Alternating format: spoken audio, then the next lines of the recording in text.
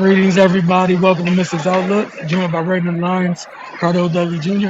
Um, Playoff-like game, it felt like today at the ESA. Seattle held off Washington 82-77. Jewel Lloyd hit some huge shots late.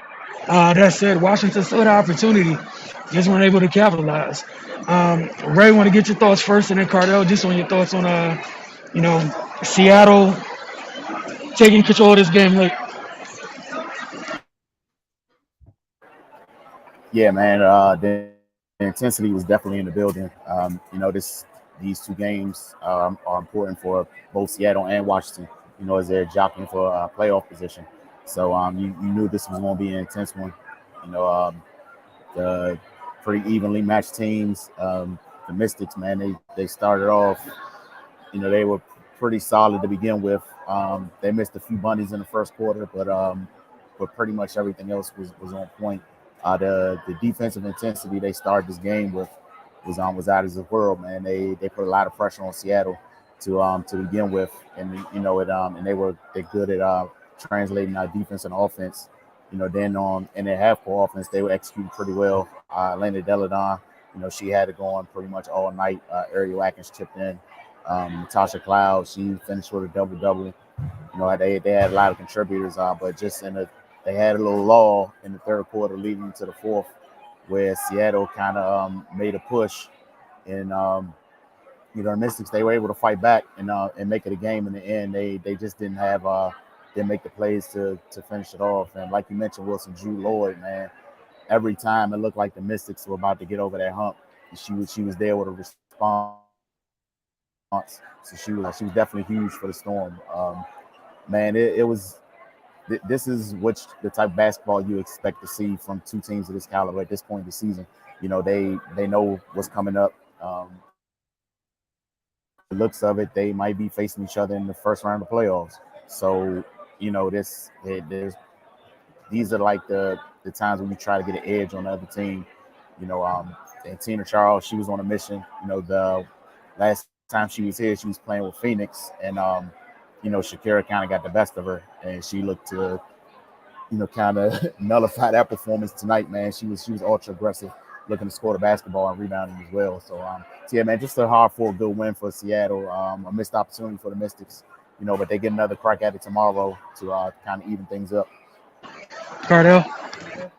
Yeah, I just feel the Mystics beat themselves. They lost their composure at the end of the third with some techs from Atkins and Tabalt, which gave Seattle some easy points at a time where they were still trying to find their rhythm offensively.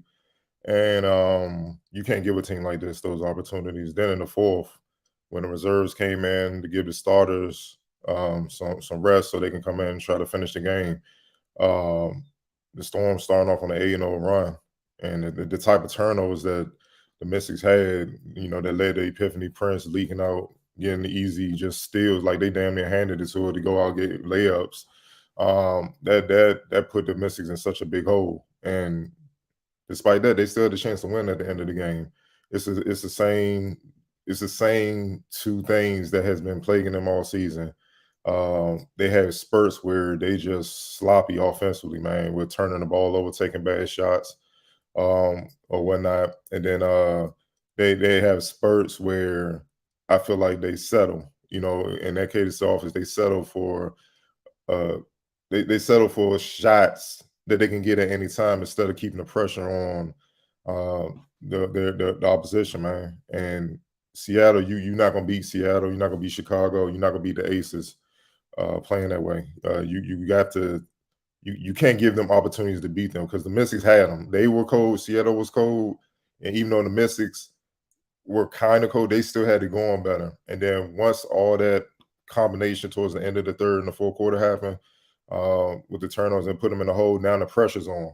And then the starters had to come right back in. They didn't get much rest. I think the Mystics then they didn't score for the first 3:57 of the fourth quarter. You know what I mean? But and the Storm started off with an 8-0 run. That's too big of a hole, which led to them being down 70-57. Now they got to fight back. And at the end, Atkins hit some tough shots, but Jewel Lloyd, which she always seems to do against the Mystics, man, she just finds a way. she's a hard cover. She hit some tough shots to keep them ahead. And look, man, and some of their shot selection. I know people think Deladon was fouled. She wasn't. McBeggar, she walled up, just stayed there and just said if Deladon hit it, she hit it, and she didn't. She missed. She didn't halfway come down, hit her arm or anything. Just a miss. It happens. You know what I mean?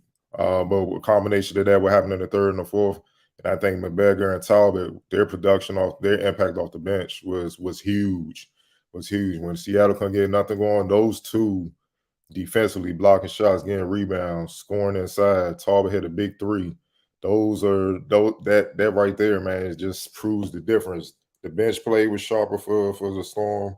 The Storm played smarter down the stretch, and they kept their composure because even late in the game where the refs thought they called a timeout, but they didn't.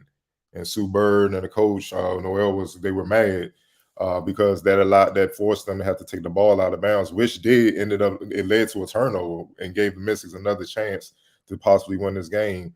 That's why they were mad, because anything had happened there. Whereas obviously Sue Bird, who I call the living legend at point guard, she ain't gonna make too many middle errors with the clock winding down, and would have forced the Mystics to do eventually what they had to do anyway, which was foul. So they're a tough team to beat, man. Veterans, sharp, well coached, been there, done that. The Mystics can't afford to beat themselves, man. And that's something they have to clean up tonight because they got to play them again tomorrow, and they need that win if they trying to, have a shot at staying in the 4th seed, trying to get back in the 4th seed, tie the Storm up. Because right now, as it looks, the standings, they in 5th, and no one wants to go cross country for a first-round matchup with the Storm. That'll be a tough one. For sure. Like you guys said, missed opportunities, and then you can't give extra opportunities to good teams. They got another crack at them tomorrow, and then after that, a day in between, then they got the Aces. So their work's cut out for them, and literally what you guys mentioned, it applies to both the next 2 games.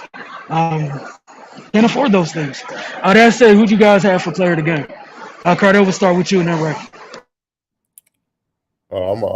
Yeah, it's tough. I'm gonna go with Drew Lloyd, man. Those shots, she was cold. She was cold. She was cold, man. They did a good job. Atkins and Cloud, they were doing a good job on her, and she hit some tough ones like that one in the corner. She hit Cloud with a couple cross when Cloud was still with her, and she hit that tough shot. I was like, oh yeah. I mean, she's a killer, man, and that's their closer, dog. Like Stewie is the constant throughout the game. But when they need a bucket, they go to her, and oftentimes she delivers, man. They know they always got that ace in the hole, and she came up big for them to win the game, because without that, the Mystics come back and win that game. Right. Yeah, man, I'm going with Drew Lloyd. Just the way she was able to close the game, man. If not for her stepping up like that, who knows which way this thing could have gone? Because, like I said, every time the Mystics looked like they was about to kick the door down, Drew Lloyd came and shut it right back on them, man. And that's invaluable, to have somebody as short-handed as that, in those pressure situations. Yeah, you made that all 3 of us right there. And just being in the building, the crowd was fully in it. You had a road team, huge shot. Like Cardell, like you said, it's not like this was a game where she was feeling it. She was going through it a little bit, but back-to-back big shots to give her team some much-needed breathing room, because Washington was closing the gap at home in front of their crowd. Big shots. X Factor, right? I'm gonna go with Ezzy Magdagor, man. She was just disruptive. I think she brings a lot of what Shakira brings for the Mystics, but she's a little more experienced, and that that kind of that threw them off a little bit, because just for her length, athleticism, speed, she can switch everything. Having a player like that is just kind of throws you off balance, and what she was able to do, offensively and defensively around the basket, it just it made for the Mystics have a long night, man. So I'll give her X factor. Cardell. Yeah, I might have co-X factors, Ezzy Magdagor and Talbot. For different reasons. The impacts that they made were both pivotal, especially in that fourth quarter. Ray just kind of talked about McMagor, but Talbot, man, that was a big three that forced the Mystics to call a timeout, put them up 70-57. She had 4 points, 4 rebounds, but those 5 assists were huge. Man. And their defense, that won't get talked about because it don't show up in the box score, but their defense, when the storm was messing them up because they kept going in the 2-3 zone and then going back to man. So it had the Mystics confused for a while. And they were a big part of that, using their length, closing out, getting back to the man, rotating over to help one another, and still on offense being key contributors, whether they were scoring or facilitate, man. Without their production, the Storm, they're not only are they not up, but what happened with the Mystics with the turnover don't matter because they don't get any rhythm. And you know what I mean? And then they probably got to go to Drew Lloyd a lot earlier to try to hit some hero shots to get them back in it. But those two were big off the bench, man. They ended up, to me, being the difference in the game because where the Mystics reserves kind of faded and made, mental errors, they rose to the occasion. They executed on both ends, and the Storm got enough cushion to close the deal. I appreciate you both. Again, these teams are going right back at it tomorrow. And we'll see how if things fare differently for Washington. We do know Seattle's not going to give them extra chances to beat them. So for Wizards Outlook, for Cardell, Ray, and myself, we'll see you guys tomorrow. Y'all have a great rest of your Saturday. Mystics